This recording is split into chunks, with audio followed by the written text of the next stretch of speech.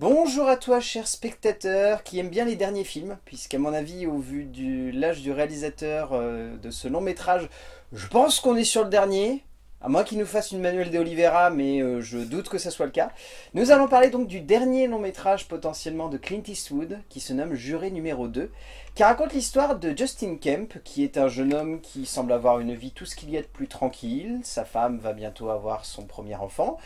Ils ont l'air complètement épanouis et il doit participer à un procès en tant que juré, ou en tout cas être dans la sélection des jurés. Il finit par être juré, et lorsqu'on annonce les faits, un souvenir lui revient, et potentiellement il pourrait être l'auteur du méfait qui est au centre de ce procès.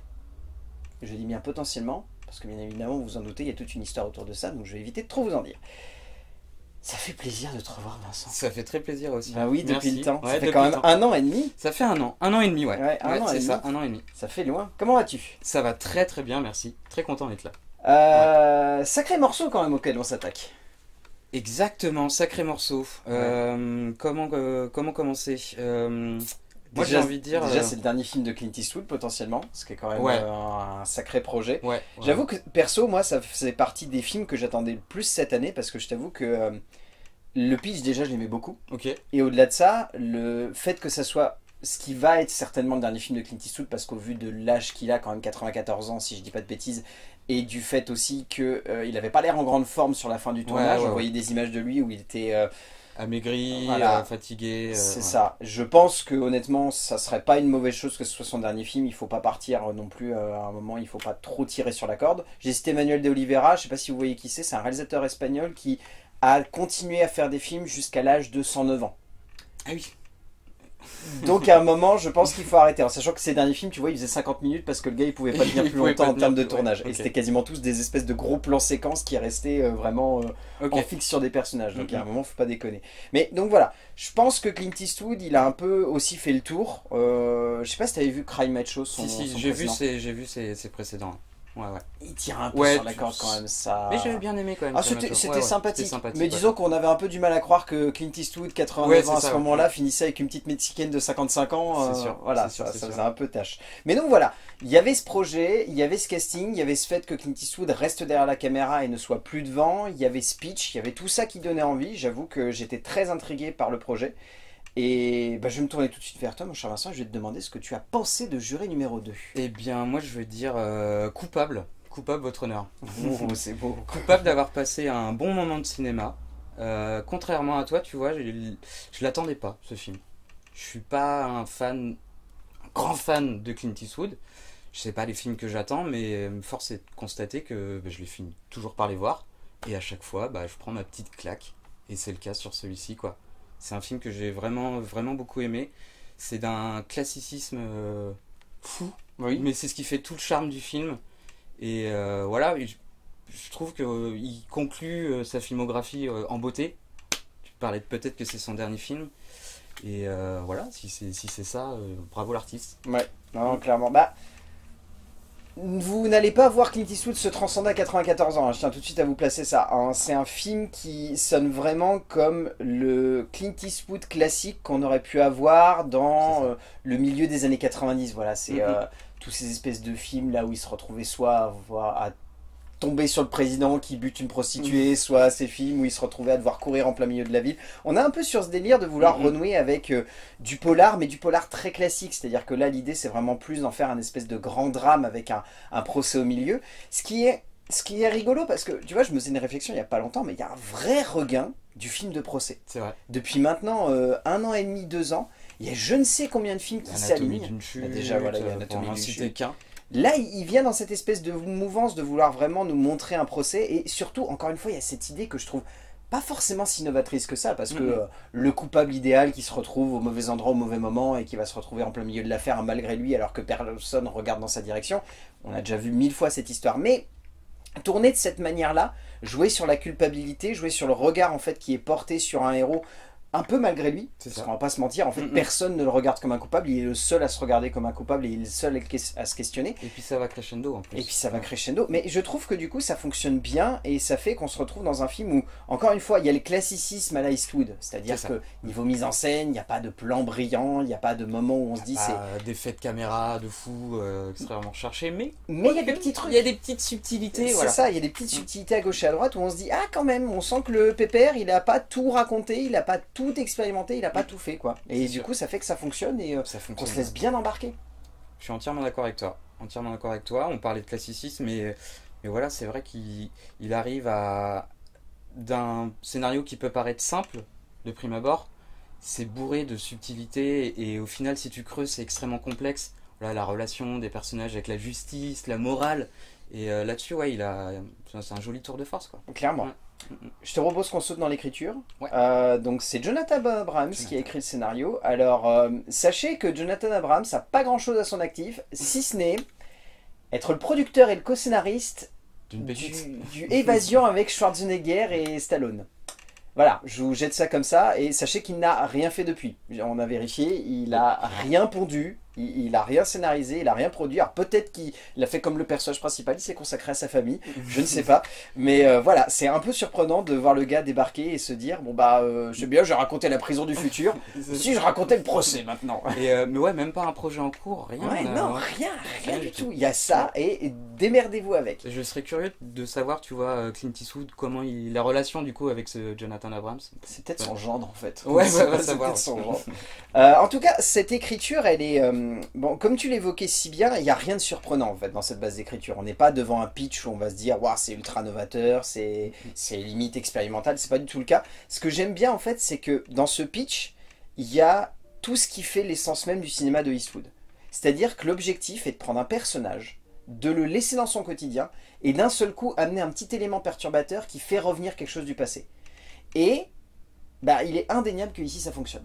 Ça fonctionne très Ça très fonctionne parce qu'il y a une intensité, il y a une juxtaposition d'événements, il y a un travail sur la culpabilité, le travail de la culpabilité qui je trouvais très juste. bien. Et il y a aussi quelque chose que je trouve très fin dans le film, et on aura l'occasion de l'évoquer au fur et à mesure qu'on va avancer dans la partie scénario. C'est un film qui parle très justement de l'identification.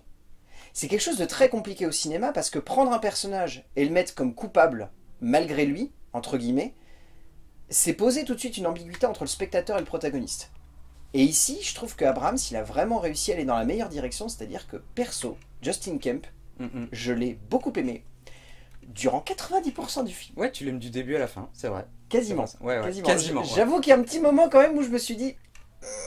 petit saligo. Petit saligo. Ouais, quand même. bon, après, on va pas tout raconter. Ah non, plus non, du non, film, clairement mais, pas. ouais, Non, il faut ouais. pas évoquer. Mais en tout cas, je trouve que du coup, cette structure dramatique, elle est vraiment bien faite parce que on sent que Eastwood, il est dans une espèce de synthèse d'une certaine idée qui se fait de son cinéma et que au travers de Jonathan Abrams, il lui a dit, est-ce que tu pourrais pas me faire un truc qui ressemble à 12 hommes en colère, mais avec quelque chose de plus dense. On est avec... obligé d'y penser à 12 hommes en colère. Ah bah hein. c'est obligatoire. Les scènes avec les jurys quand ils sont enfermés là, en train de délibérer. Ouais. Ah bah il y a Ouais. clairement des plans, je veux dire, enfin il y a notamment un plan, on en parlera en termes de mise en scène, mais il y a notamment un plan où je me suis dit, la vache, il a revu le film de Ciné Lumet juste avant, il s'est dit, dites donc, il est vachement bien ce film, hein, et si on lui rendait un petit peu hommage. C'est ça.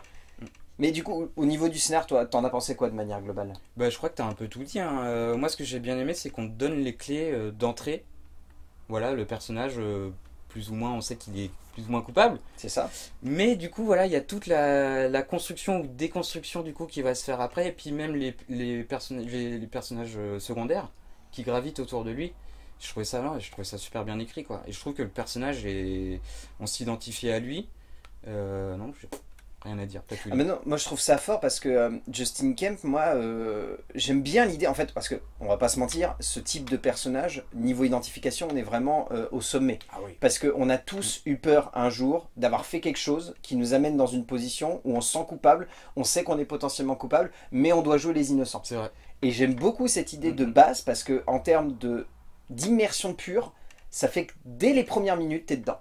C'est-à-dire qu'on t'a posé un perso, on t'a dit « Oh regarde, il est mignon, il va avoir un enfant avec sa femme. Ils ont l'air d'avoir un peu galéré, mais là ils sont heureux, tout va bien. Le boulot, ça a l'air d'aller. Oh, ça le fait un peu chier d'aller au tribunal, mais bon, pourquoi pas, c'est pas grave. C'est son devoir de citoyen américain. » Et le procès avance, et là d'un seul coup, tu poses des éléments et tu fais merde, il a peut-être déconné en fait. Et j'aime bien. Et au-delà de ça, moi c'est un point que je veux souligner, il y a un fantastique travail de dialogue. C'est vrai, c'est très, ouais, ouais, très bien écrit. Notamment, je trouve, dans les séquences, justement, on a les jurés qui sont en train de délibérer autour de la table. Enfin, c'est un truc, je sais pas si tu l'as vu comme ça, mais c'est assez intéressant en fait, parce que c'est impossible de pas remettre le film dans un certain contexte politique actuel. Bah, il sort pile poil au bon moment, quoi, le Bah, film, là où quoi. on en Ouais. parle aujourd'hui, Oui, là oui. où sort la vidéo, on est à quelques heures de voir l'Amérique basculer, Ouais, hein, on c'est va ça. pas se mentir. Non, non, non. Bah, t'es obligé d'y penser en plus quand tu vois le film. En plus, voilà, ça se passe à Halloween, le moment d'Halloween, C'est entre ça. autres. Et voilà, puis après tout ce qui en découle au niveau voilà, de la justice et tout ce que représente la justice américaine, la politique. Ouais, le film est sorti au bon moment. Ah bah clairement, clairement. On sent que l'objectif c'est aussi de questionner, voilà, enfin, c'est pas pour dire, mais il y a potentiellement un mec qui va arriver à la Maison Blanche, qui a eu plusieurs procès, qui a eu des accusations où il s'est défendu d'être innocent et où Il y a encore des procès, je crois. Et il y a encore, mais il y en a tout le temps. Il y en a tout le temps, de toute façon. Il y en a tout le temps. Mais comme tu l'as dit, c'est très intéressant en fait ce regard autour de la justice qu'a voulu poser Jonathan Abrams, parce que la justice est posée comme quelque chose de très puissant là-bas. Ah, c'est le socle. Ben, c'est impressionnant, mais par exemple, le moment où tu sais, ils doivent remplir un espèce de questionnaire pour potentiellement devenir Ouais. juré, et on leur passe une vidéo au début, Mhm. j'étais en train de me dire, attends, on passe vraiment des vidéos J'ai trouvé comme ça cette partie assez intéressante, tu vois. Mm. Tu vois, le choix des jurés et tout, je trouvais ça des choses qu'on ne voit pas forcément dans un film de procès, quoi. C'est On ça. voit le procès, le dénouement, l'action, le déroulement, quoi. Mais tout ce qui se passe avant, on le voit pas, et là, je trouve que ça amène encore un peu plus au récit, quoi. Ouais, ah, mais complètement. Mais moi, ça fait partie des trucs moi que j'adore avec ce scénario, c'est que c'est un film qui est crédible, qui est Ouais, c'est ça, la immersif, crédibilité et qui veut surtout nous plonger dans un système. Et on va pas se mentir, nous en tant que Français, c'est pas un truc qu'on connaît forcément, parce que Non. le côté on appelle les gens à venir à un procès, c'est pas un truc qui est normal en France. Enfin, c'est rare en fait, ça arrive très rarement.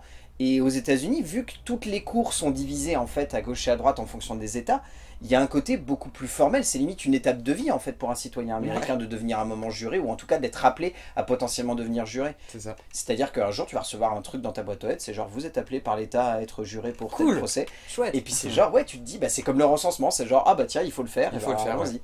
Et c'est intéressant justement de traiter ça de manière très banale et aussi de montrer ça de manière très formelle pour faire en sorte que les spectateurs qui soient pas du tout américains, ils puissent comprendre aussi comment ça se passe là-bas. Et puis tu parlais de justesse en fait aussi, de vérité plutôt. Voilà, on dit qu'ils sont super contents d'être appelés comme jurés, quoi. Et puis après on voit entre eux qu'ils se disent bon en fait j'ai envie de rentrer chez moi, je suis un peu fatigué, j'ai les gamins à m'occuper et tout. Et c'est l'autre Encore partie une fois, qui est intéressante, c'est de traiter la justice, mais également de traiter l'humain. Ouais, et de c'est ça, montrer ouais. que le fait d'être être humain, ça fait qu'on a un regard biaisé sur la justice qui parfois fait qu'on a tendance à vouloir aller un peu trop vite dans la besogne et à pas prendre le recul nécessaire. Et c'est ce qui est intéressant et qui est très bien questionné par la place de Kemp au milieu de tout ça. C'est clair. assez pur en fait. Moi, c'est ce qui m'a impressionné, c'est que la partie délibération dure parce qu'un coupable veut faire en sorte que celui qu'on nomme coupable et qui semble être le coupable parfait n'aille pas en prison. Bah, c'est ça, tout le film tient là-dessus du coup. Ouais. Et encore une fois, c'est très bien parce qu'on l'évoquait au début, il y a speech de base qui est très intriguant, mais il y a cette manière en fait d'amener la dramaturgie à se renouveler qui du coup fait qu'en tant que spectateur, mais l'identification elle est à 1000%, c'est-à-dire qu'à ce moment-là, quand il y a la bascule dramatique de Kem va essayer de faire en sorte que le coupable idéal ne le soit pas, moi j'ai trouvé ça, mais je me suis dit mais il est con ou c'est qu'il est pur, ou c'est qu'il est pur ce garçon. C'est ça, où est-ce qu'il nous emmène, quoi. C'est vrai que pendant quelques minutes tu te poses cette question et après on va pas encore une fois trop encore en une dire, fois, mais faut pas trop en dire. Mais disons que voilà, le film a cette manière très intelligente de ne pas prendre pour acquis ce qui pourrait être un bon pitch de base. On est typiquement sur le film qui a potentiellement un concept, mais qui se dit pas, ça suffit à porter mon film, laissons ce concept tenir tout le film. Parce que honnêtement, 1h55 sur un mec qui est persuadé d'être coupable et qui va se retrouver dans un procès, tu tiens pas 1h55, tu tiens 1h20, 1h10, grand max. Mais le fait d'avoir ce renouvellement de dramaturgie et d'amener plein d'autres éléments dans la suite et dans la continuité du récit, que ce soit des éléments intimes par rapport à Kemp ou que ce soit des éléments par rapport à la délibération, etc., ça amène plein de petits trucs.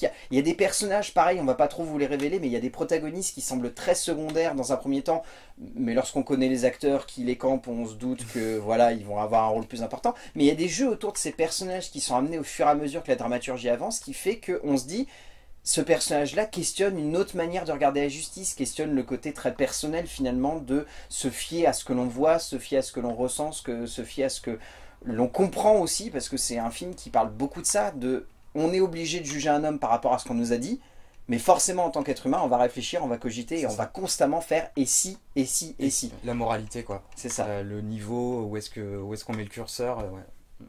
En termes de mise en scène, bon, comme on l'évoquait au début, c'est pas avec ce film que Clint Eastwood va refaire du café frais, fraîchement moulu. Révolutionne pas le cinéma. Voilà, clairement. Mais c'est pas son but, et je pense que ça a jamais été le but en fait de Clint Eastwood. C'est ce qui est très intéressant, c'est que sa mise en scène, c'est quelque chose de, je dirais pas c'est l'épure, mais c'est la radicalité d'un cinéma qui se veut clair, limpide et net. Et c'est assez fascinant parce que moi personnellement, Grand Torino, c'est un de mes films de chevet. C'est un film que j'adore, c'est un film que je trouve magnifique, c'est un film que je trouve beau au niveau du message, mais, on va pas se mentir, c'est un film qui doit beaucoup à l'écriture de Nick Schenk. La mise en scène de Eastwood, derrière, elle est belle parce qu'elle a du symbolisme par rapport à l'Amérique, et par rapport au contexte américain, parce que mine de rien, rien qu'à cette époque-là, il y avait un certain contexte qui faisait que le film avait un écho, une aura, et une symbolique très particulière. Et je trouve qu'ici, en fait, dans Juré numéro 2, il retrouve cette idée de vouloir amener juste la symbolique nécessaire pour faire en sorte qu'on comprenne le parcours du personnage. Il y a un plan pour moi qui synthétise parfaitement ça. Les jurés viennent de se poser dans la pièce de délibération. Ils commencent à réfléchir et ils commencent tous à dire coupable, coupable, coupable, coupable. Et vous, vous en pensez quoi, Justin? Et Justin, il est juste devant un store. Ouais, c'est ça. Il se lève quand même, il va se mettre face à la fenêtre, ouais. Et on a un plan qui part de l'extérieur et qui avance tout doucement vers lui. Et t'as, tu sais, les barres du store qui viennent du coup quadriller son visage. Et à ce moment-là, je me suis dit, mais en fait, le film n'a pas besoin de plans ultra forts parce qu'il a des plans qui sont ultra symboliques. C'est là où il est extrêmement fort, du coup, Eastwood. C'est voilà, c'est très épuré, comme tu disais. Mais il vient mettre le doigt sur des toutes petites choses. C'est ça. Il arrive à les sublimer. Tu parles de ce plan-là, mais il y en a plein d'autres. Plein de petites choses comme ça. Et wow, c'est fou. Ouais, non, mais moi ça m'impressionne parce que, encore une fois, c'est pas un film où on ressort en se disant waouh, je suis ébloui par la manière de faire. Mais aussi, c'est un truc tout bête. Mais Eastwood a toujours eu cette manière d'amener du rythme dans un film sans forcer le rythme. C'est ça. Et je trouve que ça force le respect parce que quand même c'est un mec qui est capable de faire des films des fois qui durent 2h30, 2h40 et à aucun moment tu ne questionnes la durée du long métrage. Enfin, j'ai toujours en tête, tu vois, l'échange que je trouve pas être un film forcément extraordinaire, contrairement à plein de gens qui ont tendance à dire que c'est un chef-d'œuvre. Mais par contre en termes de mise en scène, de reconstitution, de rythme, d'intensité, c'est un de ces films où je suis impressionné par le pragmatisme qu'il a de réussir à faire en sorte que son film rebondisse constamment sur l'action sans l'enfermer dans quelque chose qui pourrait être juste une bonne idée et ensuite on va faire du mélodrame, on va faire en sorte que le spectateur chiale, etc. Et là, il se passe exactement ça dans Juré numéro 2, c'est-à-dire qu'il pourrait se limiter à son pitch de base, il pourrait dire, bah, c'est l'histoire d'un mec, voilà, il va devenir juré de son propre procès, sauf qu'il ne le sait pas. Et il développe au contraire quelque chose de très humain, de très émotionnel, de très intense, où en tant que spectateur, tu vois le réalisme qu'il veut poser, parce qu'il y a beaucoup de plans où on est quasiment en plan subjectif à la place de Justin, notamment pendant le procès où on voit la défense et l'accusation qui sont en train de délibérer, qui sont en train de balancer leurs grands oratoires, et où on est quasiment en POV, quoi. On est vraiment à sa place. Et je me suis dit, ben là, l'objectif d'Eastwood, en fait, c'est surtout d'être pragmatique et de se dire quel est le meilleur moyen d'immerger le spectateur, ben, c'est de le mettre à la place, en fait, de ce juré. Ouais, puis ça fait du bien. Ça fait du bien, une petite mise en scène comme ça, ah oui, c'est ça. toute simple. Ben, c'est vrai qu'aujourd'hui, on a tendance à tellement voir beaucoup de réalisateurs qui ont envie d'exploser, qui ont envie d'être impressionnants, que voir quelqu'un qui, certes, a du bagou, parce que Clint Eastwood, il fait du cinéma depuis la fin des années 50, il a commencé à réaliser dans le début des années 70, donc 50 ans de mise en scène, il y a un moment, voilà, je pense que ça a de l'impact. Ça commence à faire. C'est ça, mais c'est vrai que ça a toujours parcouru son cinéma. L'objectif, c'est de faire des plans qui soient simples, mais qui soient clairs et beaux. C'est ça. Moi, j'ai toujours en tête le plan d'ouverture d'Impitoyable, qui n'est même pas du tout compliqué. C'est quoi? C'est juste un plan fixe, avec un petit déroulé pour replacer un certain contexte autour du personnage central, mais par contre, tu as un coucher de soleil magnifique, tu as un mec en ombre chinoise qui est en train de creuser la tombe de sa femme, et tu te dis, waouh, ok. C'est suffisant. Ça pourrait être un plan de fin, mais c'est un plan de début. C'est magnifique. Et tu as plein de trucs comme ça où, quand tu rebondis dans la mise en scène de Eastwood, tu te dis, mais il n'y a pas forcément besoin d'être flamboyant pour réussir à dire beaucoup de choses et surtout à transmettre beaucoup d'émotions. Et finalement, c'est ça que je retiens de Eastwood. C'est ce côté très émotionnel. Ouais, c'est vrai. Et Juré numéro 2, c'est la synthèse parfaite de ça. C'est un film où justement l'émotion est tellement présente que ça te porte un regard complètement biaisé sur un mec qui, mine de rien, a potentiellement buter une meuf, quoi. Certes sans le faire exprès parce qu'il était persuadé que c'était une biche, mais quand même, la biche, il a bien tapé dedans, quoi. Il l'a bien percuté, ouais. Ouais, non, clairement. Et puis au-delà de ça, pour rebondir un petit peu sur la partie dialogue qu'on évoquait dans l'écriture, mais montrer des gens qui délibèrent, Sidney Lumet l'a déjà démontré à de nombreuses reprises, ça peut être chiant. Ça peut être très chiant si jamais c'est pas bien fait. Sidney Lumet avait le brio d'avoir à la base une pièce de théâtre et surtout d'avoir un très bon scénariste qui avait su comment mettre en perspective des dialogues dans un contexte de cinéma et pas dans un contexte de pièce de théâtre filmée. Et là, Eastwood, il a le même geste, il a le même recul. Il se dit, certes, mes dialogues sont bons, mais si jamais je les filme comme un truc chiant, on va s'ennuyer. On va s'emmerder tout le long, quoi. Et au contraire, là, il passe son temps à rebondir entre chaque personnage, à montrer les points de vue, à jouer sur les dualités, à amener plein de trucs, à jouer notamment sur les flash-forward, sur le côté Justin va se souvenir de certains éléments précis au moment où les personnages les évoquent. Il n'y en a pas tant que ça. J'avais peur à un moment qu'ils nous perdent justement là.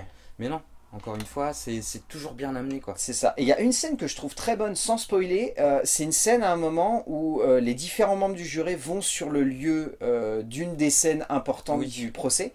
Et il y a un très joli travail de transition de la part de Eastwood. C'est pas grandiose, mais c'est très bien fait parce qu'il y a c'est millimétré. C'est à l'identique, mais c'est super bien fait au niveau de la transition. Et ça amène tout de suite encore plus d'identification. Et surtout, pour moi, ce qui synthétise parfaitement ce film, sans le spoiler, c'est le plan de fin. Le plan de fin, il est bourré de symbolique, il est bourré, enfin, il te laisse une porte ouverte à plein d'interrogations et à ce qu'il pourrait y avoir derrière, mais tu te dis, finalement, ça traduit tout le message du film autour de la justice et autour de à quel moment tu te poses la question de est-ce que je rends une bonne justice ? La moralité aussi, quoi. C'est ça, la moralité, ou est-ce que je rends une justice personnelle ? Du coup, avec la procureure, voilà, on parle pas plus, mais... Oui, voilà, on n'évoque pas plus, mais voilà, ce regard de fin, la manière avec laquelle le film, il est... c'est magnifique. C'est bijoux. Casting, mon cher. On a quand même un sacré casting. Super casting. Ouais, clairement. On va commencer par Nicolas Hoult. Tu veux commencer par Nicolas Hoult, et ben ça va. Qu'as-tu pensé du coup de son interprétation ? Magistral. Ouais. Bah ouais, tout en retenue, mais bourré d'émotions. C'est un mec qui est pas du tout de ce registre-là à la base. Non, c'est vrai. C'est la comédie, quoi. C'est plus soit de la comédie, soit du film un peu déjanté. C'est vrai qu'on a tendance à raccorder Nicolas Hoult à toute une période du cinéma où voilà, c'était genre soit il jouait dans les films de super-héros, soit il jouait dans des films complètement barrés. Pas mal de séries britanniques, notamment, et voilà, où son jeu était beaucoup sur la déconne, beaucoup de surenchère, ouais. Et puis là, du coup, son personnage, l'écriture de son personnage, il l'a tellement bien interprété, il est tout en retenue. Et ouais, non, je l'ai trouvé très bon. Ouais, non, pareil, je le trouve vraiment excellent. Moi, j'avoue que j'ai une petite préférence quand même pour Toni Collette, que j'ai trouvé vraiment impressionnant dans le rôle de la procureure. Je la trouve très juste. C'est vrai. Et Toni Collette, de toute façon, pour moi, c'est une immense actrice. Elle aurait dû avoir un Oscar depuis un bon petit moment. On voit pas beaucoup. On voit pas assez d'ailleurs. Mais comme Nicolas Hoult, tu vas me dire, Nicolas Hoult, moi j'y repensais la dernière fois que je l'ai vu au cinéma, si je dis pas de bêtises, je crois que c'était dans Le Menu. Oui, ça doit être ça, ouais. Et c'était en 2022, fin 2022. Et Le Menu, que moi personnellement j'avais beaucoup aimé. Mais voilà, et c'est vrai que je pense, Toni Collette comme Nicolas Hoult, ce sont des gens qui choisissent de manière pragmatique en fait les rôles dans lesquels ils veulent jouer. C'est vrai. Et là, je pense que... Ils ont bien choisi pour le coup. Ah bah là, clairement, Toni Collette... de toute façon, en plus, à mon avis, je pense que t'as Clint Eastwood qui potentiellement vient de voir et qui te fait « Alors, je vais faire mon dernier film, est-ce que tu veux jouer dedans ?» Oui. Laisse-moi réfléchir. Oui. Mon emploi du temps est blindé, mais oui. Il y a une direction d'acteur de fou. C'est là où Clint... Ah bah c'est là qu'il faut parler de toute façon de tous les rôles secondaires, que ce soit J.K. Simmons, que ce soit Kiefer Sutherland, que ce soit Zoe Dutch. On peut citer également, allez, je vais chercher Leslie Bibb, qui joue donc la chef des jurés, qui est vraiment bien. Enfin, il a réussi à s'entourer de bonnes gueules. Ouais, c'est ça. Et de vraies bonnes gueules. J'avoue que dans le genre aussi, que je ne me perds pas, Chris Messina, dans le rôle du celui qui défend l'accusé. Ah mais oui, ok. Que j'ai trouvé vraiment excellent. Pareil, énorme gueule de cinoche américain qui joue pas si souvent que ça. Mais ils ont tous les bonnes gueules. Et après, je pourrais citer tous les membres du jury. Il y a Brianna Breimer, il y a Cedric Yarbrough, il y a Phil Braddon, il y a Eddie Nasser, il y a Drew Sheed, il y a Adrienne Seymour, il y a Melanie Harrison, il y a Megan Midutch. Enfin, il y a du monde quand même. Il y a du monde, mais tous, je trouve, et c'est assez impressionnant, et je pense que c'est très compliqué quand tu es directeur de casting. Ils ont tous la bonne gueule de l'emploi. Ils ne rentrent jamais dans une caricature. Ils sont jamais à côté de la plaque. Ils sont crédibles. Et surtout, je dirais pas qu'ils ont des gueules passe-partout, mais ils ont juste ce qu'il faut de traits de caractère au niveau du visage et au niveau de l'interprétation pour faire en sorte que tu les gardes en tête. Ouais, c'est ça, pour marquer mais que tu ne te dises pas c'est des acteurs qui jouent des jurés. C'est vrai. Et ça, je pense, c'est très compliqué. Mm, mm. Et c'est ce qui fait, par exemple, que Lex Libib et J.K. Simmons ressortent forcément un petit peu plus du lot, parce que c'est des gueules qu'on connaît un petit peu plus. Et donc, forcément, lorsqu'on les voit qui sont quasiment en triangle par rapport au personnage de Justin Kemp, de Nicholas Hoult dans le film, tu sais tout de suite qu'ils vont avoir une importance dans le long métrage. C'est vrai. Mais du coup, ça fonctionne super bien. Enfin, encore une fois, je trouve que J.K. Simmons, on n'en a pas trop parlé de son personnage parce qu'on essaie un petit peu de vous le garder obscur pour que vous ayez la surprise devant le film. Mais son personnage est très bien construit, très intelligemment fait et montre un autre regard autour de la justice et de la culpabilité que je trouve très intéressant. C'est vrai. Parce qu'il est jamais dans le même mode opératoire, entre guillemets, mental que Justin Kemp.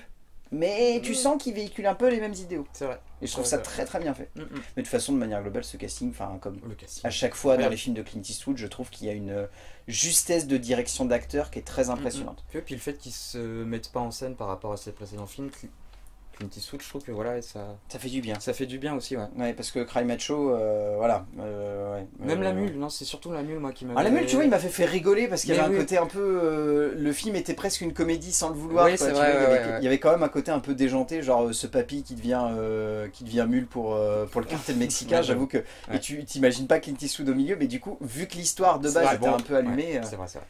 Et tu vois, à la limite, dans le genre, Cry Macho, pour le coup, m'avait un Ouais. petit peu sorti du film parce qu'on voyait que c'était Clint Eastwood qui voulait un petit peu se remettre en scène, etc. Ouais, c'est ça. Et donc, du coup, il n'arrivait pas forcément aussi bien à soit magnifier le genre qu'il convoquait, soit aussi à bien mettre en perspective les autres acteurs. Et du coup, tu retenais presque que lui. Oui, c'est oui. Or que, par exemple, Tire un peu trop la couverture. du coup, quoi. tu prends Gran Torino, mais il a une justesse dans la manière Ouais. de mettre en perspective les autres acteurs autour de lui. C'est vrai. C'était assez hallucinant. Mm, mm. On arrive à la fin de cette vidéo. Qu'est-ce que tu retiens de Juré numéro 2, mon cher Vincent? Et bah, je retiens que ça fait du bien des fois de faire des choses simples. Voilà. Merci monsieur Eastwood. J'espère vraiment que ce sera pas son dernier. Je dis, je suis pas. C'est pas. T'es pas prêt? T'es pas prêt à Ouais, faire le ouais, deuil? je suis pas prêt à faire le deuil. Mais ouais, ça va nous manquer quand même. Ah bah oui, ça va nous Ouais. manquer si c'est le dernier Clint Eastwood. Non, hein. allez le voir forcément quoi. C'est un super film. Ouais. Non, bah, je suis totalement d'accord avec toi. C'est si remis dans la perspective d'être le dernier Clint Eastwood, déjà de 1, ça vaut le coup d'œil.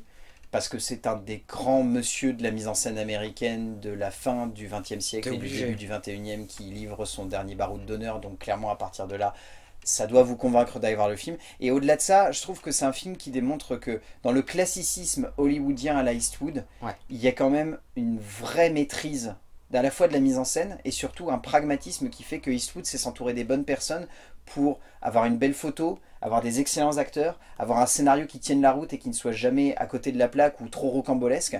C'est pour moi une parfaite synthèse en fait du style eastwoodien tel qu'on l'a toujours vu. C'est sûr. C'est un film qui délivre juste ce qu'il faut d'émotion, juste ce qu'il faut d'intensité, juste ce qu'il faut de brio pour qu'on sorte en se disant c'est un très bon film. Pas c'est un grand film ou c'est un chef-d'œuvre comme on pourrait potentiellement l'imaginer, mais c'est vraiment juste un très bon film. Rien que pour ça, je dirais numéro 2 de Clint Eastwood, allez-y, je pense que vous avez passé un bon moment devant. Ouais, puis c'est un film, je te coupe pardon, mais c'est un film qui est ancré dans son temps, comme on le disait. Clairement. Mais c'est un film que voilà, qui dans 10, 15, 20, 30 ans, tu On pourras pourra le revoir continuer à le sans regarder. souci, quoi. C'est pas parce que la temporalité du film actuel fait C'est ça. qu'il a une perspective particulière que dans 10, 15, 20 ans, comme Ouais. tu dis, il n'aura pas une toute autre perspective ou un tout autre regard. C'est sûr. Ouais. Merci mon cher Vincent. Bah, merci à toi. J'espère qu'on se retrouvera vite. J'espère aussi. Bah, de toute façon, déjà, le rendez-vous, il est pris pour décembre 2026, puisqu'on a Avatar, Avatar 3 3, à oui. critiquer. Mais d'ici là, ouais, j'espère qu'on aura l'occasion tout de même de se revoir. J'espère aussi. Et d'ici là, on va dire aux gens d'aller voir des films, parce que c'est bien d'aller voir des films, et qu'on se retrouvera pour parler de films, bien évidemment. A plus. Salut. Bon, et maintenant, on va aller pleurer, parce que si c'est vraiment le dernier Eastwood, Ouais. c'est une... Est-ce que tu crois qu'à 94 ans, on ira encore voir des films? Oh oui. Ouais. Alors, est-ce qu'on fera des vidéos? Non. Non. Oh On sait merde, pas, on c'était verra. quoi qu'on était allé voir déjà? Oh, je ne me souviens plus. Oh. Peut-être un Avatar Avatar 67. 67.